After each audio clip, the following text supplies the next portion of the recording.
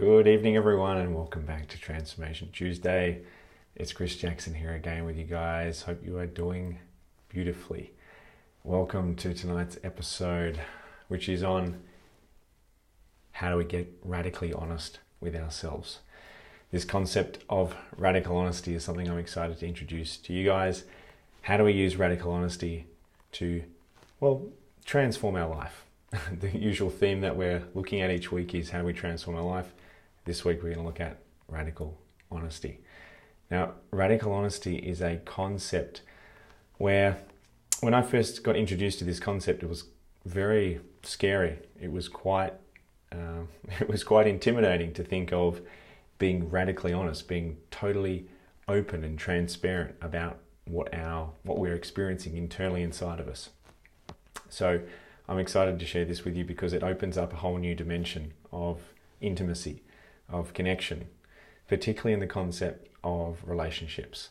So if you're wanting to improve your relationship, and this is either intimate relationships, this could be friendships, work relationships, whatever relationship you're looking at, this is going to be something that's going to help you transform that relationship completely. And when you embrace this relationship, you just watch it go to a whole new level. When you just watch, when you apply these concepts, you'll just notice that the intimacy, the vulnerability, the connection goes to a whole new level of trust. So let's dive straight into it. Radical honesty. Why would we bother? Why would we bother getting radically honest? Well, first of all, what do I even mean by radical honesty? Well, I wanted to share with you what I mean by radical honesty is it's the next level of honesty. How's it different from normal honesty? Well, it's the next level of honesty. It goes beyond just honesty and it goes to extreme levels of honesty where we're not holding anything back, where we're putting the mask down, where we are being completely authentically, fully self-expressed with who and what we are. So this is a concept that is liberating, it's freeing, and it can create the highest level of trust imaginable in a relationship when done under the right conditions. So it helps your relationship, it helps transform the quality of your relationships, it transforms the closeness of your relationships. G'day Mike, good to see you here, mate. It transforms our trust in someone else, our trust in ourselves, and being radically honest transforms the dynamic of every relationship, because now we know that we're operating in an environment where we're prioritizing truth over comfort. We're prioritizing self-expression over feeling good. Now, this is a whole new level of vulnerability that we need to embrace in order to go to this space. But if we're willing to get uncomfortable with this concept, if we're willing to go through that comfort zone challenge in the beginning, what we find is we come out through the dark tunnel on the other side with a whole lot of courage. Hey, good to see you, Mike.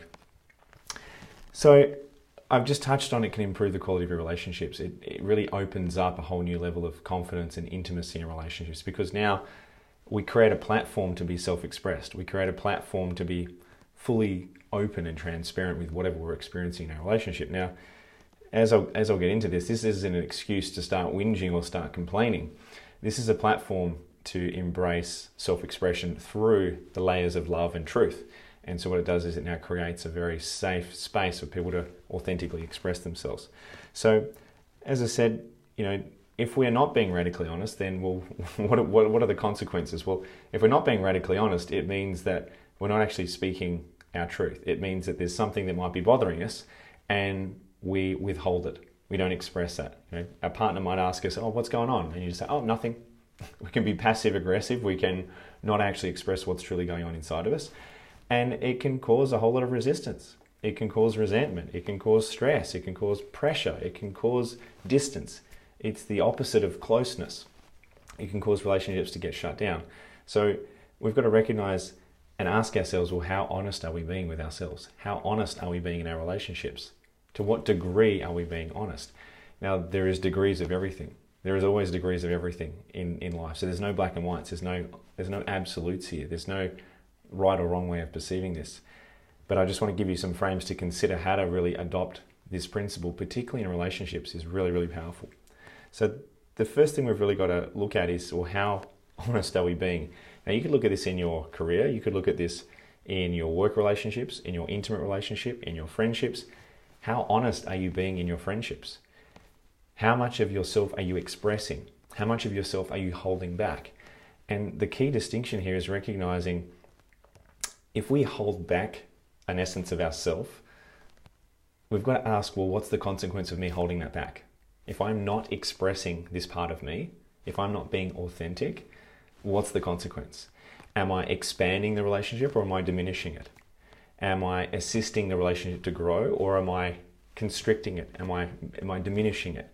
And so we've got to start asking questions. Well, okay, if I have a choice of sharing some truth, something within me, how do I know if I should share it? How do I know if it's resourceful? Because you've probably all heard of, the concept of white lies before. We've all been tested. You might get asked a question. You might get asked a question by someone saying, "Hey, what do you think? Do I look nice in these clothes? How do I look?" And in your mind, you might be thinking, "Gee, they don't look very good in that." Now, this is a classic example all the time where we get tested. We will get tested all the time in life about how comfortable are we with sharing our opinion? How comfortable are we with sharing our truth? And this whole conversation is getting comfortable and courageous with being self-expressed. Now, this doesn't matter whether this is in your job, your career, your relationship. This is a skill that is cross-contextual across every single dimension of life. And the more that we train our unconscious mind into recognizing that it's okay to share our truth, the more we realize that we can trust ourselves, which means the more self-expressed we become, the more confident we become, and ultimately, the more able we are to fully express ourselves in a lot of different contexts. Hey, Ross. Yeah, thanks for that, mate. We have got to take a really good look at where are we stemming from when we embrace this concept of radical honesty. Because yes, it's great to get radically honest in terms of sharing where we're at, but we've got to go, well, hang on, well, from what place am I sharing my honesty? Am I sharing it from a place of fear and ego? Am I sharing this from a place of resistance and I'm sharing this because I'm annoyed or frustrated or resentful, I'm wanting to penalize someone? Or am I genuinely coming from a place of love and compassion and I actually genuinely want to share something from a place of kindness, from generosity, from expansion, something that needs to get shared? So say, for example, if you've got an issue in your relationship and you need to talk about something, you need to say, hey, I just want to share that when it could be something like lack of respect. It could be something in your relationship where, you might have got home and you've cooked a dinner for your partner. Now your partner's got home an hour late and maybe the meal's gone cold. Now this is just a simple example. But if this happens repeatedly and you don't say anything to your partner, hey, you got home late, I cooked a meal for you, now it's gone cold, it was waiting for you, then we've got to check in and go, okay, well, if something needs to get communicated, what do we want to communicate? Do we want to communicate the anger and the frustration? Do we want to communicate, can we have a chat about seeing if we can change the behavior? Do we want to chat about, so we've got to understand, well, where are we stemming from? What are we trying to communicate in the first place? Are we trying to communicate how we feel? Are we trying to communicate the behavior change? Are we trying to communicate, what are we trying to achieve? What's our purpose? What's our outcome? But before we communicate anything, we've got to realize we've got to get to a place within ourselves where there is no judgment. There is no resentment. There's no fear there. We've got to get to a place before we open our mouth. We ideally want to get to a place where the intention behind the communication is coming from love. So I think that's always the first question. In my expression right now, am I coming from a place of love? And if I'm not, well, there's a fair chance that what I'm about to say is probably not going to be in the best interest of anyone. So I think that's a really good first pass kind of test before we open our mouth to say anything. The next element I think we've got to ask is, well, do I want to share this because is this going to help them? Is this going to help me? Is it going to help them? For what purpose am I sharing this right now? So we can get clear on, well, where am I stemming from? Am I coming from love or fear? But also, what's the purpose? Am I sharing something because it's going to help them? Is it going to help me? Can it help both of us? Is there going to be a consequence for them? If I share a truth with them, are they going to like it? How are they going to respond? I might be about to give them some feedback about maybe their character traits or maybe them leaving dirty dishes around the place. I'm about to share something with them. How are they going to respond to it? So we've now got to start to also consider, well, how are they going to interpret the communication? Now, we can communicate anything as long as we're coming from a loving space, as long as we're coming from a place of love and kindness and compassion. We can communicate anything when we're coming from a place of love and truth and with consideration for how well it's going to be received. So this is all about maintaining rapport. This is all about maintaining consideration for the other person whilst we're sharing that truth. Now, as long as we're maintaining that and we're doing it in a loving way, you can pretty much communicate anything. You can pretty much communicate anything because it will be received with, okay, this person doesn't have a malicious intent. Now, it doesn't necessarily mean they're going to like what they hear, but at least they'll know you're coming from the right place. This isn't about prioritizing comfort. This is about prioritizing truth. And if we do need to share something, well, we need to maximize the probability of that share being absorbed by the person we're communicating to by knowing that we're coming from a place of love, by knowing that we're doing it softly, by knowing that we're doing it in a respectful way, by understanding how they're probably going to respond to it, and then doing all that we can to communicate in such a way so that we maximize the probability of them actually hearing what we've got to say. So we've got to ask, is this about us or them? We've got to ask, what's my intention? What's my purpose for sharing this? What's my outcome? What's my ideal outcome? And we've got to get really curious about how can we share this in such a way such that it's not going to impact them or cause harm to someone. Now, as long as we've thought through all those considerations, radical honesty, tick, proceed. We can proceed. So these are the considerations around how do we share something in such a way so that it's not being, and this is the concept that can get confused a lot of the time, is brutal honesty. Let me know if you guys heard of that phrase before, brutal honesty. It's got a limitation infused into that concept, because if we think we're being brutally honest, well, what do we believe about honesty if we've now lumping it together with being brutal? If we believe, yeah, thanks, Fee, it's speaking our truth is important. It's important to know, where is that truth coming from? Is it coming from our soul? Is it coming from our ego? Is it coming from a place of resistance? Or is it coming from a negative space as opposed to a positive, inspiring, expansive space? So we've got to get really, really clear on, well, where are we stemming from? But ultimately, making sure that we're truly communicating from that place of love. And as long as we're doing that, well, I think we're ticking lots of boxes here. So we have got to be willing and able to be totally authentic in this space, totally vulnerable. And this is the whole point, is we're not prioritizing comfort, we are prioritizing truth here. Sometimes we need to communicate the raw truth. Sometimes it just needs to be expressed. Now, you can shut it down and you can deny it and suppress it for so long, but eventually it's going to bubble to the surface.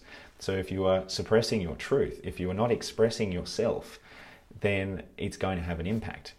Now, again, you've also got to look at, well, what are you wanting to express? If you have a frustration, if you have resistance, if you have something in your relationship, you're wanting to communicate something to your partner or a friend, and if you feel like you don't have a voice, well, you've got to look, well, what's the cause of that? Is it you're worried about them judging you? Is it you're worried about how you're going to say it? Are you worried about feeling the emotions of maybe guilt or embarrassment or or shame? Maybe you got to look at, what are the emotions? What is the consequence of you sharing your truth with that person? Is it that you're going to look bad? Are you afraid it's going to do damage to the relationship?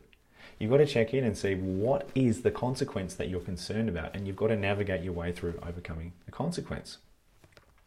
Yeah, thanks, Fee. It's about love and care and respect for both ourselves and the other person. As long as we maintain all those variables, it's very, very easy to communicate even the harshest of things. Now, even when we say harshest of things, well, all communications outside the lens of a human being are just neutral communications. It's only through the perception of us as humans that we now label something as being harsh or good, bad, right or wrong. So what we can also do in this process is start to recognize, okay, well, if I'm judging something that's taking place, like for example, if someone's sharing their authentic truth with you and you don't like what they've got to say, well, you can either take it personally or you could take it impersonally and say, well, they're just sharing something with you. You don't have to take it personally. You don't have to buy into that thought. You don't have to buy into that feeling. Because what you're actually doing is, when someone shares a thought with you that you don't like, they're just simply sharing a packet of information with you. It's just simply a form of energy. Now, if we react to that thought, what we're doing is we're grabbing that thought, and it's like we're putting it on like a suit, and we're now viewing our reality through a particular lens.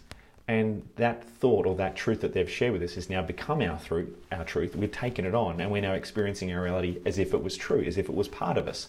So that's the other aspect we've got to realize is, well, if we're accepting someone else's truth, well, we've got to be very, very careful just to not necessarily take that on straight away and associate into it, because we can experience suffering, or we can experience hurt if we make it mean something personally about us, or we can just observe it as information and then filter it and process it and evaluate and go, well, is there any truth to this?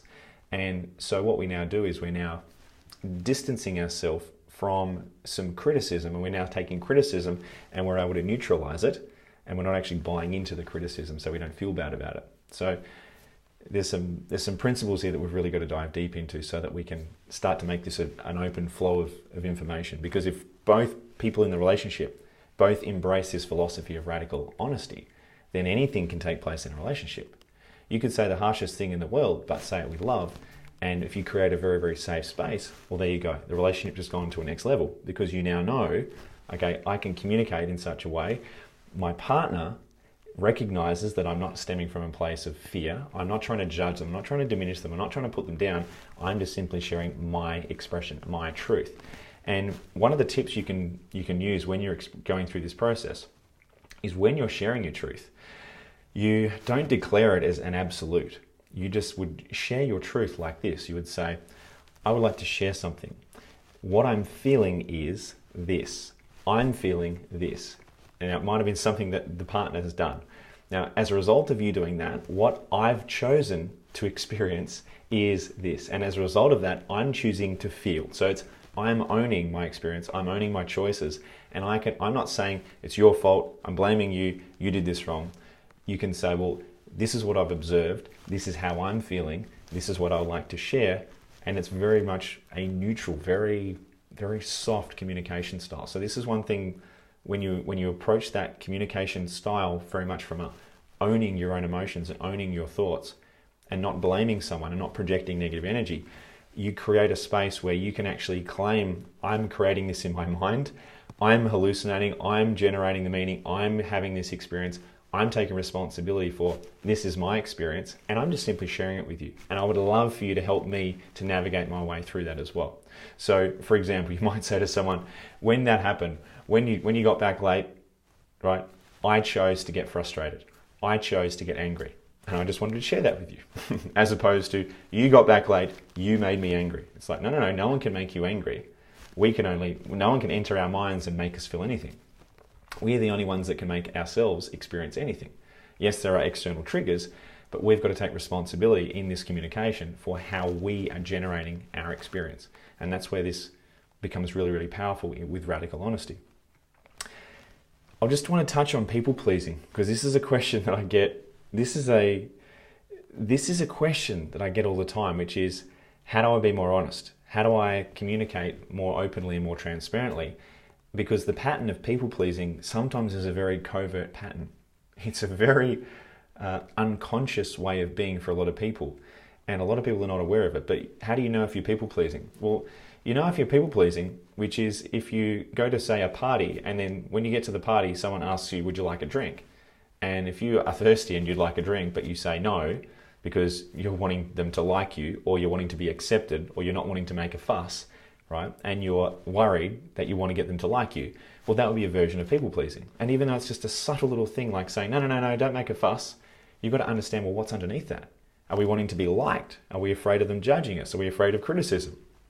Are we wanting to not make it? Like, these are the sorts of questions you've got to get really curious about every single little micro element of these things that takes place, and put it under the microscope and go, hang on, am I being authentic? Like, did I just, was I operating from fear there? Was I being authentic, or was I holding myself back? What was going on there? And it's the same thing when you're out, you might be going out for dinner with friends, and you're having a debate, a heated debate, and you've got a political opinion, and you feel very, very right in and landing on that opinion because you've researched, you very well, you know what you're talking about, and then you go to share it, but you go, oh, I'm just going to hold my tongue here because this might not go well. You know, you've got to understand, well, what's going on there? Is that you're not wanting to offend someone? Is it that you're not wanting to look bad? Is that you're wanting to keep the peace? Is you wanting to be liked? Is you wanting to be invited back again? So these are all examples of where we've got to check ourselves and find, well, are we actually being totally authentic? Now, this is an example where, particularly in the context of radical honesty, this is something it's probably better explored in a very intimate relationship, because it's easier to have a radically honest conversation when you've set a parameter, or when you've set parameters in an intimate relationship around, hey, can we express absolutely everything? Can we create a very, very safe, non-judgmental space where I can share absolutely everything that I'm experiencing, that I'm choosing to experience, and I give you full permission to share everything that you're experiencing. knowing that we can both be mature adults and we can both not buy into the judgment, we can both not buy into the negative emotions, not buy into making that truth mean anything about us, and just share it as if it's just information. It's just neutral information that we're looking to exchange in order to support each other. So this is I would say that's probably the most important thing in this whole conversation, is where are we stemming from in our communication? Are we stemming from love, or are we stemming from fear? Are we sharing from a place of passive aggressive, like I'm gonna share this with you because I'm pissed off? Or am I sharing this because this is something that you really need to hear? Hey Daniel, good to see you here, bro. So we've got to understand, where are we stemming from? This is a powerful concept. Where are we stemming from? Now, we could be covertly, unconsciously operating out of ego. Thanks, buddy. We could be operating out of ego, and it could be unconscious. So if we're in resistance, if we're experiencing some kind of negative emotion, if we're feeling like we need to justify ourselves, if we're feeling like we need to prove ourselves, if we're feeling like we need to be heard to try and gain some kind of sense of significance, well, that's our ego doing its job, as opposed to sharing authentically because it's in our highest expression, because it's going to be of service to the other person, it's going to be of service to us, and it's done with an intention of a highest possible intention of service. So again, it comes back to what's the intention of the communication. So we've got to get really, really clear on where are we stemming from. That's the most important thing in this whole thing. And as long as you communicate to the person that you're having a conversation with, this is where I'm stemming from. I'm not judging you. I'm not trying to diminish you. I'm wanting to share this from a place of service. Here's my share. There you go. So what you can actually do is you can pre-frame your delivery of that share to let the person know, hey, I'm being totally authentic, being totally loving, and I'm not wanting to hurt your feelings. And you even say, and this is difficult for me to share with you right now. And so what you're doing is you're doing as much as you can to pre-frame this conversation to let someone know, hey, I care about you and I'm not having a dig at you. Here's some truth that I feel like is going to be in your highest interest for you to hear this right now. So that's really the most important part about this whole conversation. It's about embracing vulnerability. It's about embracing authenticity. And what it's doing is it's creating trust in the relationship, because you know that you can say anything, and you've also got to be willing to hear anything coming back at you. You've got to be willing to hear the feedback coming from someone else. Thanks, Daniel. I appreciate it, mate. We've got to be willing and able to take on the truth as well as give the truth. And what it does is it's a two-way process. We have to create conditions inside a relationship where that process takes place automatically. Now, if you haven't done this before, what I recommend that you do is you book a meeting with yourselves. And if this is an intimate relationship, generally, if you haven't done this before, book a weekly meeting. Book at least one chance in a week where you can get radically honest and share all the primary concerns, everything in the relationship that you would like to share that hasn't been shared. It's a powerful process. And you create a very safe space. You create a non-judgmental space. You create a loving space. You're coming from a place of love. You're not trying to prove anything. You're not trying to justify anything. It's just simply sharing from the space of sharing. Now, once you start sharing into that space, you'll find that you create more and more trust. Now, when you hear something that you don't particularly like, you don't want to deny, diminish, or avoid, or justify it. What you want to do is you want to say, okay, I hear what you say, and let contemplate it, feel into it. Don't feel like you need to argue or justify or resist it. Just let it wash over you and let the person finish their share. Let that person get everything they need to share out and hear them. Let them share what they've got to say. And you can do that, then do the same. Now, this isn't about a battle of who's right and who's wrong. That's the ego. That would be the ego's game, playing who's right, who's wrong, I need to defend myself. Just recognize that if someone shares something, that's just simply their opinion. That's their perspective. It's a packet of information that's being shared. And so that packet of information that they're sharing with you, you don't have to buy into it. You don't have to make it mean anything. You don't have to associate into it and make it mean anything more than just information. So this is where emotional intelligence comes in. This is where you have to decide, okay, how much of this do I want to let it impact me in terms of, is this information or is it actual data that I actually want to take action on? Now, that's a process. Sometimes you don't want to just let it become your truth straight away. You want to contemplate it, sit with it, evaluate it. Is it really true? And so this is where this process of radical honesty in a context of relationship, it's a process to arrive at, well, that's your truth, this is my truth. Well, let's speak about it, let's share about it, let's find out, well, how does that now sit with both of us? And so this is a process that when it's done consistently, I've recommended you do it at least once a week. But if you can set this as a standard that it happens consistently in your relationship on a daily basis or every single time you talk, well, you've just elevated the level of trust and the level of transparency and authenticity and vulnerability in a relationship. And it means you can say absolutely anything. But again, what's required is emotional maturity. What's required is a willingness to hear something that you perhaps don't want to hear and be willing to prioritize getting the truth rather than feeling comfortable. So that's the fundamental philosophy that's required in this whole conversation, is what's more important, exploring the truth or feeling comfortable, maybe avoiding things because it doesn't really help, it doesn't really feel good. So I've come to the conclusion that I would rather get honest feedback and I'd rather hear the truth than feel comfortable, because feeling comfortable, whilst it might be a short-term emotional reward, long-term it doesn't serve. It's not empowering. It's not adding to my ability to make powerful, empowered decisions from a place of sovereignty. I would rather have information that can help and support me than not have that information. So that's another question you've got to ask yourself is, does my partner or does this person when I'm about to share this information with, is this going to help and support them? In fact, and is this in their highest interest as well? Because you might share something with them and it's not in their highest interest. Maybe they don't need to know about it. Maybe it's got nothing to do with them, it's all to do with you. So this is where you've got to also reflect on, okay, well, where am I stemming from? What's the purpose? What's the intention? And as long as we've asked these questions, as long as we've contemplated these questions, thanks, Ilse, as long as we've contemplated these frames, we know that our communication has been well considered and then delivered with love, delivered with respect, delivered with compassion. So that's the most important thing. If you're ever in a state of resistance or fear or ego in this expression, you know it's not the place to be expressing yourself, because you're not going to be expressing yourself from your highest, most empowering truth. You're going to be expressing perceptions of the ego. You're going to be expressing limited perceptions that are not based from love. So that's always the ultimate frame. Am I coming from love right now? What would love do? I think that's the ultimate frame. What would love do right now? So if you overlay that over this whole experience, this whole process, as I said, there's no black and white. There's no absolutes here into what you can share, what you don't share. This is a complete grey area, but at least if you're asking the question, what would love do? Yeah, I think that's a pretty good frame to evaluate what to share and how to share. So that was just a little bit on radical honesty and a concept of when you introduce this into your relationships, you transform your closeness, your intimacy, your trust, and everything that's contained within that relationship. And yes, there is limits to this. Yes, there is always nuances. Yes, there is always little what if this, what if that, what if this happens? And this is why there is no black and white. There's no absolute answers. You could give me 20 different questions and the answer is always going to depend. But as I said, if you consider where am I stemming from, is it love or is it fear? Am I expressing this with the intention of service? Am I expressing this from